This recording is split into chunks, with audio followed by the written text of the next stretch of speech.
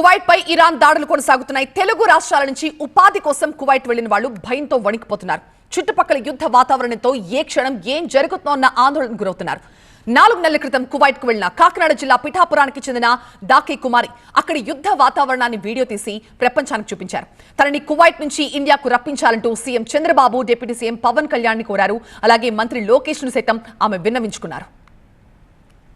CM Chandrababu Naidu గారికి, deputy CM Pawan Kalyan గారికి, నారా లోకేష్ గారికి నమస్కారం అండి. నా పేరు దాకే కుమారి సార్. మాది నా తలపేట పిఠాపురం ఏరియా అండి. సార్ నేను కలిపితే కువైట్ వచ్చి 4 నెలలు అవుతుంది సార్. ఇక్కడ అయితే వాతావరణం ఏం బాగాలేదు సార్. బాంబ్ బ్లాస్ట్ ఎక్కువగా జరగడం వల్ల మాకు చాలా భయంగా ఉందండి. చాలామంది అయితే ఇంటికి వెళ్ళిపోయారు సార్. మా పరిస్థితి అయితే ఇక్కడ ఏం బాగోలేదండి. ఇక్కడైతే బాంబ్ బ్లాస్ట్ వల్ల మాకు చాలా భయంగా ఉంది సార్. ఏ క్షణాన్ని ఏం జరుగుతుంది అన్నది ఏం తెలియట్లేదండి. ఇంటి దగ్గర నా పిల్లలు 3 చాలా భయంగా ఉన్నారు సార్.